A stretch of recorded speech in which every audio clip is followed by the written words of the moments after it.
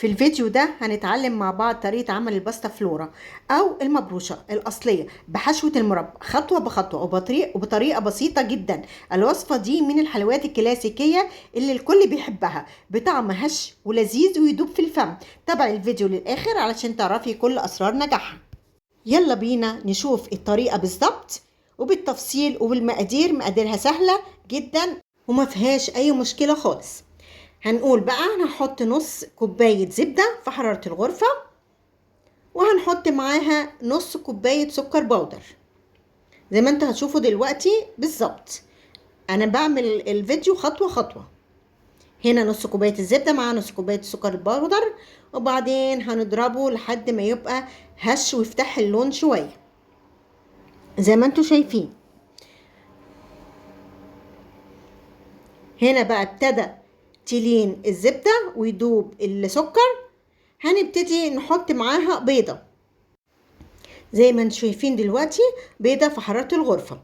هنكمل ضرب الزبدة مع السكر مع البيض لحد ما تفتح ويعني والكريم والزبدة تبقى زي الكريمة، تبقى هشة. هنواصل الضرب لحد ما البيضة تندمج مع الخليط كله زي ما انتم شايفين. طبعا وكل ما نضرب نبتدي نقلب، ناخد الزبدة اللي في الجوانب عشان السكر يدوب والبيض يختلط كويس بالمكونات. بص انا بقلب ازاي، بجيب الجوانب وبقلب بالطريقة دي كده. خلاص هنبتدي بقى نحط شوية فانيليا، وبعدين هنضرب تاني عشان الفانيليا تختلط بالمكونات. وهنبتدي نقلب برضو بنفس الطريقة، نجيب الجوانب وبعد كده هنبتدي نحط الدقيق. هنا برضو بقلب عشان كله يختلط ببعض. هنحط الدقيق بقى كوبايتين دقيق. بصوا برضو بجيب الجوانب عشان برضو كل المكونات تختلط والسكر يدوب يكون داب. هنحط بقى كوبايتين دقيق. هنحط كوبايتين الاول، ولو احتاجنا هنحط ربع كوباية فقط لا غير. واخدين بالكم حسب نوعية الدقيق. بص انا بقلب الدقيق بالمكونات ازاي لحد ما المكونات تشرب الدقيق والدقيق يختفي خالص كده. عملنا بالسباتيول، بعد كده هبتدي اقلب بالايد. احنا طبعا مش عايزين نعجن، دي بتبقى نوع من انواع البسكوتات او التورتات، فالعجينة دي مش بتحتاج عجن، بتحتاج لم فقط زي ما انتوا شايفين. بصوا خلاص كده همسكها بايدي التانية. هنا بقى بص انا حاسة انها ملزقة شوية. هنا بقى هبتدي اضيف ربع كوباية دقيق تاني. بصوا ملزقة شوية اهي. دي بقى نوعية الدقيق، هي من كوبايتين وربع حسب نوعية الدقيق. هقلب كده المقادير مع بعض لحد ما تكون عجينة لينة مش بتلزق، لينة مش بتلزق. بصوا ماسكاها بايدي التانية اهي، بصوا مش بتلزق في ايدي ازاي، دليل على انها كده خلاص خدت كفايتها من الدقيق. وبوريكم ايدي التانية عشان ايدي التانية هي اللي قلبت بيبقى ملزقة، فانا بمسكت بايدي النظيفة عشان اشوفها بتلزق ولا لا. طلعت مش بتلزق، طلع كده قوام مظبوط. بعد كده هنجيب معلقة صغيرة بيكنج باودر، معلقة صغيرة، وهنضيفها للعجينة ونقلب المكونات مع بعض، البيكنج باودر مع العجينة بالظبط كده.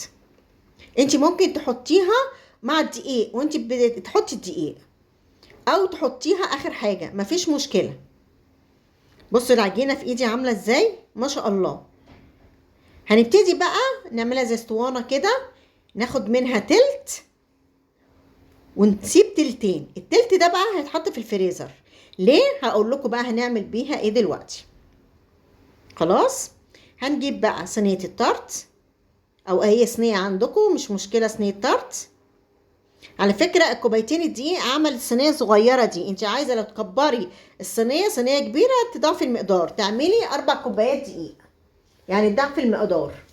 4 كوبايات، كوبايه زبده وكوبايه سكر. انما انا كده عامله صينيه دي صغيره بنص المقدار، كوبايتين دقيق ونص كوبايه زبده ونص كوبايه سكر. هنبتدي بقى نفرد العجينه بالطريقه دي ونعملها نرفعها شويه على الجوانب. ليه بقى بنرفعها الجوانب؟ عشان المربى ما تطلعش بره العجينه. دي خطوه مهمه لازم تتعمل. بصوا انا بالراحه كده بحاول اضغط من الجوانب عشان تطلع الطرف شويه لفوق زي ما انتوا شايفين. الخطوه دي برضو مهمه، انك تفردي العجينه كويس وطلعي الجوانب بتاعتها. بصوا انا بعمل ازاي بالصابع عشان الحته دي ما تبقاش تخينه، اللي بين القعر وبين الجنب وبين الجوانب الصينيه. هنجيب بقى شوكه ونخرم كل العجينه. ليه بقى بنخرمها؟ عشان ما ترتفعش، احنا مش عايزينها ترتفع، هي فيها بيكنج باودر فاحنا مش عايزينها ترتفع. كلها نعملها بالشوكه حتى الجوانب. بحاول اظبط الجنب بالطريقه دي. بص انا بعمل ايه، كلها بعملها بالشوكه. ولو في حته عاليه ابططها بايدي زي ما انتوا شايفين برضو. كده خلصنا ان احنا خربناها بالشوكه. هنبتدي بقى في الخطوه التانية. هنجيب بقى المربى وهنبتدي نحطها على العجينه في الصينيه. بصوا ازاي اهي المربى، انا عاملاها مربى من غير قطع، يعني مربى مهروسه. هنفردها كلها بحيث ان كل الصينيه تبقى فيها المربى حتى الجوانب، بس ما نحطش في الجوانب في الاخر خالص، يعني بينها وبينها كده يعني نص سنتي، عشان طبعا المربى ما تتحرقش. هقلبها كله مع بعض كده، هسويها بالمنظر ده لحد ما نخلص القعر كله، وبعدين نطلع على حته من الجوانب زي ما انتوا شايفين. بص انا بعمل من المعلقه ازاي، بظهر المعلقه، بحيث انها تاخد حته من الجنب بس ما يطلعش لفوق قوي. واخدين بالكم؟ هنا خلاص سوينا المربى بالمنظر ده. هنجيب بقى العجينه اللي احنا حطيناها في الفريزر وهنبشرها على المربى بالطريقه دي. دي اسهل طريقه للباستا فلورا. ممكن انت تعمليها شرايط وتعمليها على المربى عباره زي المربعات كده، بس دي طريقه سهله. تبرشي العجينه عليها بالطريقه دي لحد ما تخلصي العجينه كلها على الوش، بحيث ان الوش كله يتغطى بالعجينه المبروشه.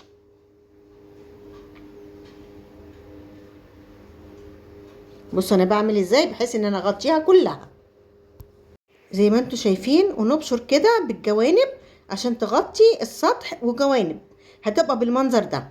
هنحطها بقى في درجة حرارة 170 لحد ما تستوي ويبقى لونها ذهبي زي ما انتوا هتشوفوا دلوقتي. ايه رأيكم بقى؟ اهي في منتهى الجمال، تحفة ولونها ذهبي خالص وطعمها رهيب. جربوها كده هتعجبكم ان شاء الله. انا طلعتها من الصينيه وبوريها لكم من الجوانب. بصوا منظرها جميل ازاي، بصوا الخطوط بتاعت الصينيه منظرها حلو ازاي. انت ممكن لو ما عندكيش صينيه الطرت دي تعمليها في صينيه عادي وتقطعيها في قلب الصينيه مفيش مشكله، او ممكن تقلبيها على طبق هتطلع معاكي برضو بنفس المنظر، لا هتتكسر ولا هتتفتفت ولا هيجرى لها اي حاجه. اظن كده اسهل طريقه للمبروشه او الباستا فلورا وهتعجبكم وتنول رضاكم. تيجوا بقى نقطع منها حته ونشوف شكلها من جوه عامل ازاي. هنجيب سكينه تكون حلوه كده وهنبتدي نقطعها بالمنظر ده، وهنشوف الجمال ومستويه ازاي من تحت ومن فوق وفي منتهى الجمال. اهي اديني بقطعها زي التورتايه كده، ناخده مثلث منها وهوريها لكم عامله ازاي.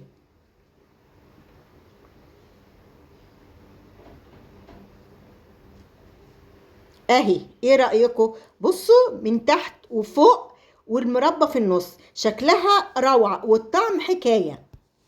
يلا لو عجبتك الوصفة ما تنسيش تعملي لايك وتشتركي في القناة وفعلي الجرس علشان يوصل كل جديد من وصفاتي، واستنيني في وصفة جديدة قريب.